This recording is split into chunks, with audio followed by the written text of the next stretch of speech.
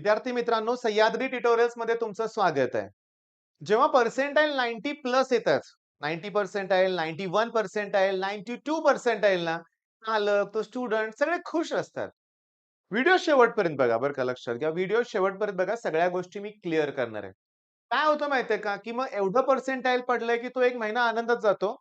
जेव्हा ना merit list मिळते, मग ती फायनल असेल, प्रोव्हिजनल असेल, मग त्या मेरिट लिस्टमध्ये मेरिट नंबर जेव्हा तुम्हाला मिळतात ना, म्हणूया आपण, त्यात तुमची जी रँक आहे, ती जेव्हा 20,000, 25,000, 26,000 हा शॉकिंग नंबर असतो तुमच्यासाठी, की मी एवढे पर्सेंटाइल माझे छान आहेत, 92 पण रँक मात्र 23,000, 25,000 हा काय प्रकार आहे?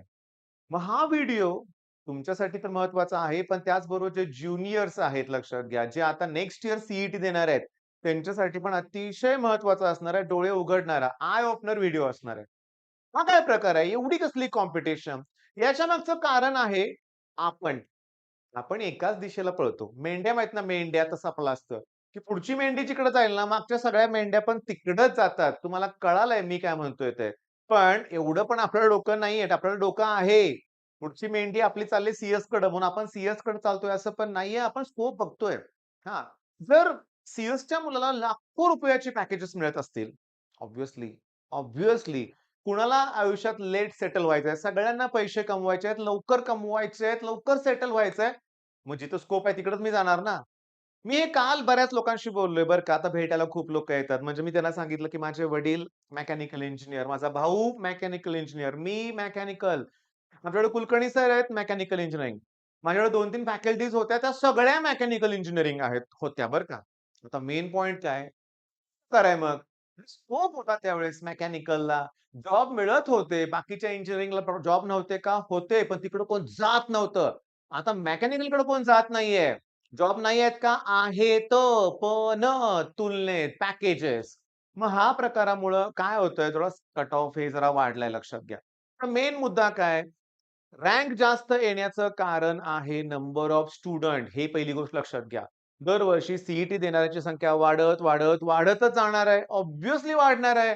लोकसंख्या आपली ज्या वेगाने वाढते, तसं तिथं पण तुम्हाला तो ग्रोथ दिसणारच आहे नंबर ऑफ स्टुडंटमध्ये. तेव्हा ते शॉकिंग काय होतं बघा, की बघा 3 वर्षापूर्वी, 2 वर्षापूर्वी आणि गेल्या वर्षापूर्वी. ओके, हे लक्षात घ्या. गेल्या वर्षी म्हणूया आपण. मुद्दा असा आहे, की गेल्या वर्षी जर 97 आणि 97 पर्सेंटाइल म्हटलं, तर मी अप्रॉक्सिमेट सांगतो, की गेल्या वर्षी 97,000 ची समजा 6,000 रँक असेल, त्याच्या आदल्या वर्षी ती 4,000 असेल, त्याच्या आदल्या वर्षी 3,000 असेल. तर यावर्षी किती आहे? 2024 ला 97 पर्सेंटाइलला किती आहे? आसपास थोडाफार 100-400 मुलांचा फरक पडला असेल. पण तो मॅटर करतोय. खूप मॅटर करतोय. मग मला काय म्हणायचं आहे, की तुम्हाला आता मी सांगतो. जेव्हा मुलं ना सगळ्या गोष्टी इंजिनिअरिंगला बॅलन्स्ड होत्या की नाही, बॅलन्स्ड होत्या. म्हणजे मुलं मेकॅनिकलला पण जात होती, इलेक्ट्रिकल इंजिनिअरिंग पण घेतलं जायचं, सिव्हिलला भरपूर मुलं जात होती. इन्स्ट्रुमेंटेशन, केमिकल इंजिनिअरिंग सगळ्या ब्रांचला इक्वली ॲडमिशन्स होत होते. तेव्हा 15,000 ते 20,000 रँक म्हणजे नो प्रॉब्लेम, नो प्रॉब्लेम. ठीक आहे. तेव्हा सगळ्यांना चांगलं कॉलेजेस मिळून जात होतं. इक्वली डिस्ट्रिब्यूट होत होतं ना. आता काय झालंय मी तुम्हाला अगोदर सांगून ठेवतो क्लिअरली, की जेव्हा रँक एवढी जास्त आहे, 92 पर्सेंटाइल आहे. पण टॉपच्या कॉलेजमध्ये मिळणं कठीण आहे. पण याचा अर्थ मिळणारच नाही. आता तुम्हाला घ्यायचं म्हणून बोलतोय, असं नाही. मग तुम्हाला हे मिळू शकतंय. तुम्ही फक्त एवढंच चेक करा मेरिट नंबर. आता आजचं महत्त्वाचं सांगतो मी तुम्हाला. माझ्याकडं एक स्टुडंट आला होता आणि त्याचा पर्सेंटाइल 78 आहे आणि त्याला सिव्हिल इंजिनिअरिंग करायचंय. ओके. कॉमेंटमध्ये काही लिहायची गरज नाहीये, की सिव्हिलला स्कोप नाहीये, सिव्हिलला प्लेसमेंट होत नाहीये. याचं मुलाचं मी सांगतो. लहानपणापासूनचं टार्गेट. त्याचे वडील हे तिथं कन्स्ट्रक्शन साइट चालू असते. तुम्ही एक ऑब्झर्व्ह केलं का एखादं कुटुंब असतं. तो कन्स्ट्रक्शन साइटची देखभाल ते करत असतं. वॉचमन म्हणूया आपण.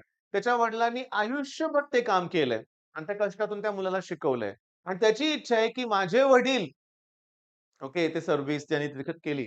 मला ना म्हणजे त्याला त्यामुळं ते लहानपणापासून ते बघितलंय त्यानं ते सिव्हिल इंजिनिअरिंगचं वर्क वगैरे आवड आहे. कदाचित काम केलं पण असेल त्या ठिकाणी. तर म्हणून त्याला सिव्हिल इंजिनिअरिंग करायचंय आणि तो मुलगा खूप पुढे जाणार आहे लक्षात घ्या. मी तुम्हाला सांगतो खूप पुढे जाणार आहे. पर्सेंटाइल कमी असू दे रे, शून्यातून मिळवलंय त्यानं. ना कुठला क्लास ना काय. आपल्या क्रॅश कोर्सला होता बरं का. आता तुम्ही म्हणाल क्रॅश कोर्सला असून एवढे कमी? नाही, ती अचिव्हमेंट आहे. नसते एवढे मग मार्क पडले लक्षात घ्या. त्यानं ते मिळवून दाखवलं. त्या चेहऱ्यावर तो आनंद होता. पण मुद्दा काय सांगतो. इचलकरंजीवरून तुम्हाला भेटायला आला होता. 78 पर्सेंटाइल पण त्याचा गोंधळ काय झाला होता माहितीये का? बघा, तो म्हणला मला कराड गव्हर्नमेंट कॉलेज मिळतंय. मी म्हटलं, "कसं काय मिळतंय?" तर त्यानं जे कराड गव्हर्नमेंट कॉलेजमध्ये बघितलं, की ई-डब्ल्यू-एसमध्ये तो होता लक्षात घ्या. ई-डब्ल्यू-एस आणि ई-डब्ल्यू-एसमध्ये रँक 5178 असं काहीतरी होतं.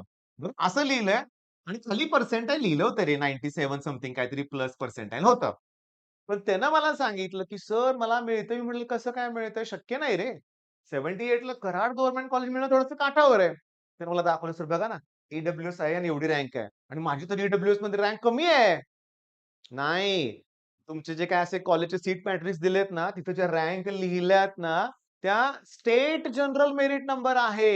तो तुमचा कास्टचा किंवा ई-डब्ल्यू-एसचा नाहीये, हे लक्षात घ्या. त्याच्यामुळं त्याला मी हे दाखवलं. बघ ना 97 पर्सेंटाइलचा मेरिट नंबर आहे तो. आणि 97 ला ऑलमोस्ट 5,000-6,000 मेरिट नंबर आहे. गेल्या वर्षी लक्षात घ्या, यावर्षी वाढणार आहे. ओके. बरं मग आता मुद्दा असा आहे, मी तुम्हाला सांगतोय लक्ष द्या. मला छान वाटलं, की तो सिव्हिल घेतोय. तर काल एका मुलाने कमेंट केलं होतं, की तुम्ही तुमच्या मुलाला सिव्हिल का घ्यायला लावलं?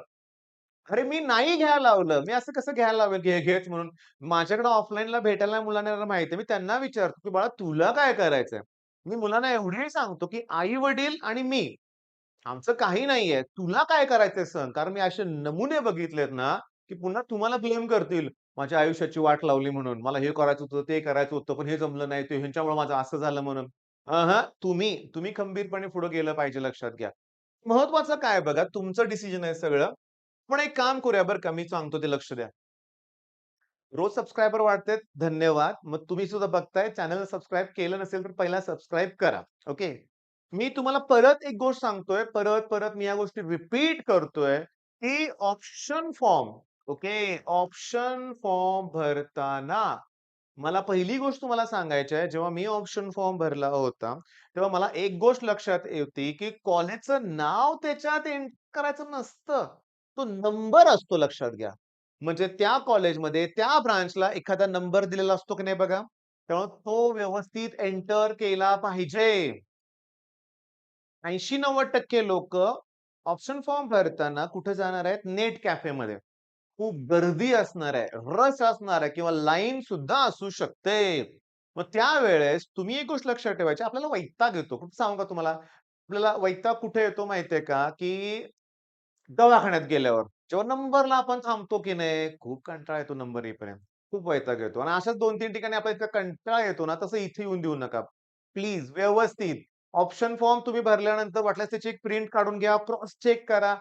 सगळं बरोबर आहे की नाही हे तुम्ही बघा आणि काही मुलांची आता मी बघितलंय ज्यांनी काउन्सिलिंग घेतलंय ना, ते 100-100 कॉलेजेस एंटर करतायत राव. एवढं? एवढी मोठी लिस्ट? नाही. थोडंसं प्रॉपर बना. 20-30 कॉलेजपर्यंत ठीक आहे ना. आता तुम्हाला परमिशन 300 ची असेल, मग 300 कॉलेज भरत बसायचे का? नाहीये. मग ते आणखीन एक प्रॉब्लेम होतो. जेव्हा मोठी लिस्ट असते ना, तेव्हा ना ते ऑप्शन फॉर्म भरायचं काहीतरी टाईम लिमिट पण आहे बरं का बाळांनो. हा पण मला अनुभव एकदा आला होता. एक मुलगा म्हणत घाबरला होता. लास्ट डेट आहे सर, काही होईनाच झालंय. मी टाइप करतोय. घरी बसून करतो लॅपटॉपवरती आणि आपोआप ते काहीतरी लॉग आउट वगैरे होतंय. मग नंतर त्याला म्हटलं, "एक काम कर, तू नेट कॅफेमध्ये जाऊन भर." तिथे गेल्यावर भरला गेला. मी म्हटलं, मग त्यानं मला सांगितलं, की थोडं-थोडं काहीतरी टाईम लिमिट होतं म्हणून. आहे का नाही जाऊ दे. छोटी लिस्ट असेल तर तो अनुभव येणार पण नाहीये. पण नको तेवढी मोठी लिस्ट बनवायचा प्रयत्न नका करू. एक स्पेसिफिक बनवा. दुसरी महत्त्वाची गोष्ट मी तुम्हाला सांगतो. आता याची परिस्थिती मी तुम्हाला सांगितली. वडील वॉचमनच आहेत आणि किती पगार देतो बिल्डर रे. तुम्हाला सांगू का? तालुका स्तर, जिल्हा स्तरावरनं पेमेंट मिळतच नाही म्हटलं तरी काही हरकत नाही. अतिशय लुबाडणूक असते. खूप कमी पगार त्याला जातो. पण मेन मुद्दा काय तोच कमवतोय आणि तोच शिक्षणाचा खर्च करतोय. अशा वेळेस अशा मुलांसाठी मी नेहमी सांगतो फी स्ट्रक्चर. मग आता इचलकरंजीचा स्टुडंट आहे त्याचे ऑप्शन फॉर्म तुम्हाला सांगू का? त्याचा ठीक आहे ऑब्व्हियसली ही 3 नावं वरती येणार. आर-आय-टी, के-आय-टी, टी-के-आय-टी आणि तुम्हाला सांगतो अगदी इचलकरंजीच आहे ना, डी-के-ई-टी किंवा डी-के-आय-टी सुद्धा काहीतरी आहे बरं का. दत्ताजीराव कदम असं काहीतरी आहे कॉलेजचं नाव बरं का.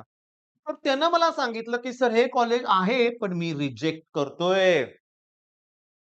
ऑप्शन फॉर्म भरताना त्यानं एकदम मस्त ऑप्शन फॉर्म भरला होता, की पहिल्यांदा टी-एफ-डब्ल्यू सगळं घेतलं होतं. त्यात हे होतं. पण मध्ये आर-आय-टी नको म्हणला तो. मग का? कारण त्याने रिसर्च केला होता, त्याची फीस जास्त आहे. तेवढी तो अफोर्ड करू शकत नाही. मग तेवढ्या फीचं कॉलेज त्यानं रिजेक्ट केलं. कळालं का? कळालं का तुम्हाला? त्याचा निर्णय एकदम छान होता लक्षात घ्या. मला तुमच्याकडनं पण हे सेन्सिबल वागणं हवंय. हां, आई-वडिलांना ना तणाव येतो फीचा. मग आपण ते अफोर्ड करू शकतोय का? हे पॉसिबल आहे का आपल्याला? कारण जर मला आता पुण्यातले काही कॉलेजेस आहेत बरं का, आता नाव नको घ्यायला.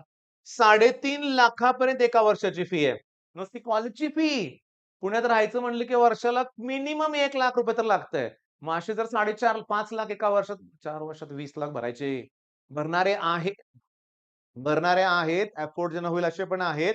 पण मला अशा मुलांचा विचार करून आता सांगायचं आहे सगळ्या गोष्टी. मग आता फी स्ट्रक्चर इम्पोर्टंट आहे आणि सगळ्यात महत्त्वाचं रँक जे देतायत ते स्टेट जनरल मेरिट नंबर. मग कॉमेंट होते का मुलाचं? जर स्टेट जनरल मेरिट नंबरनुसारच ॲडमिशन होणार असेल, तर आम्हाला कॅटेगरी रँक, ही रँक, ती रँक कशाला दिले? अरे, एक अंदाज येतो आपल्याला ठीक आहे. पण मेन काय आहे, मग स्टेट जनरल मेरिट नंबर का कन्सिडर करा? कारण तो आपल्या म्हणजे थोडक्यात कशासाठी? कारण आपल्याला कळतंय, की कुठल्या मेरिट नंबरला कुठलं कॉलेज मिळतंय आणि तुम्हाला तो नंबर मिळालेला आहे ना. मग कॅटेगरीचा एडव्हांटेज आहे उलटं. म्हणजे हा आता समजा ला एवढं आहे, स्टेट जनरल मेरिट नंबर आणि तुमचा 5200 नंबर आहे. मग तुम्ही कास्टमधून असाल, तर तुम्हाला उलटं अपॉर्च्युनिटी आहे हे लक्षात ठेवायचं आणि सगळ्यात महत्त्वाचं मी सांगितलंय ना, स्टेट मेरिट नंबर जितका कमी असेल कट ऑफमध्ये ते कॉलेज बेस्ट. डोळे मिटून काही काळजी करायची गरज नाहीये. पुन्हा तेच फीज. गव्हर्नमेंट कॉलेजला हॉस्टेलची फी आता कराड गव्हर्नमेंट कॉलेज 6,000च हॉस्टेलची फी आहे. महिना 500 हॉस्टेलची फीज एवढी कमी आहे. पण अदर चार्जेस खूप आहेत रे. डेव्हलपमेंट फी खूप आहे. मग या गोष्टींचा सगळा विचार करा बरं का. मग आता मेन आपलं काय टार्गेट मेन मुद्दा काय होता, की पर्सेंटाइल चांगला आलं होतं, पण जास्त रँक आल्यामुळे नाराज असाल, तर नका राहू. तुम्ही 92 पर्सेंटाइल मिळवलं म्हणजे नो डाउट हे सुद्धा बेस्ट आहे. जसं या मुलगा तर किती खुश आहे हा मुलगा सांगा 78 ला. तर त्याला सिव्हिल घ्यायचं मिळतंय. आता तुम्हाला सगळ्यांना सीएसच हवाय म्हणून इश्यू होतो दुसरं काही नाही. पण माझं एक म्हणणं आहे, तुम्ही मला एक स्टुडंट आला होता त्याच्यावर त्याचे रिलेटिव्ह आले होते. थोडंसं समजून घ्या मला काय सांगायचंय ते. काय बोलणं झालं? त्याचे पालक त्याला काय म्हणले माहितीये का? "अरे, पुणे युनिव्हर्सिटीच पाहिजे असं काही नाही. तू छत्रपती शिवाजी युनिव्हर्सिटीमधून इंजिनिअरिंग कर. गेटची एक्झाम दे आणि एम-टेक तुला पाहिजे त्या कॉलेजमध्ये कर ना. म्हणजे कुठली पण युनिव्हर्सिटी." मी तुम्हाला सांगू का? पुन्हा गेटची एक्झाम तुम्ही दिली, त्यात तुम्ही क्वालिफाय झाला, तर तुम्ही आय-आय-टी मधून सुद्धा एम-टेक करू शकताय ना. मग 4 वर्षात तुम्हाला तो अनुभव पण प्रचंड आलेला असतो आणि हायर एज्युकेशन घ्यायचंच आहे ना. आणि गेटच्या एक्झामबद्दल बोलू का तुम्हाला? फर्स्ट इयर पासूनचा सिलेबस असतो. मॅथ्स खूप असतं लक्षात घ्या आणि दरवर्षी त्याचं स्ट्रक्चर चेंज होतं लक्षात घ्या. म्हणजे आता आमच्या वेळेस काय होतं, मी पण इंजिनिअरिंग केलंय. गेटची एक्झाम नाही दिली मी.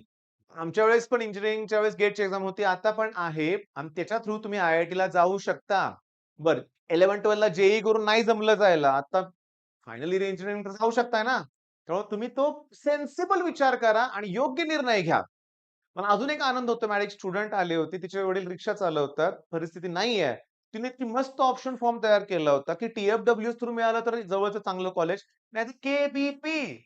मी तुम्हाला सांगतो माझा सख्खा भाऊ, बहीण, माझे बरेचसे नातेवाईक आमच्या साताऱ्यातल्या के मधूनच आम्ही इंजिनिअरिंग कंप्लीट केलंय. काही इश्यू येत नाही. युनिव्हर्सिटीचा काही फरक पडत नाही. हां, आता जेवढं ठीक आहे तुमच्या मते पुण्यातल्या कॉलेजेसमध्ये खूप मोठ्या-मोठ्या कंपन्या येतात. हायर पॅकेजेस असतात लक्षात घ्या. याचा अर्थ या साइडला जेवढे कॉलेजेस सगळे फ्लॉप असं नाही हे फायनली सांगतोय.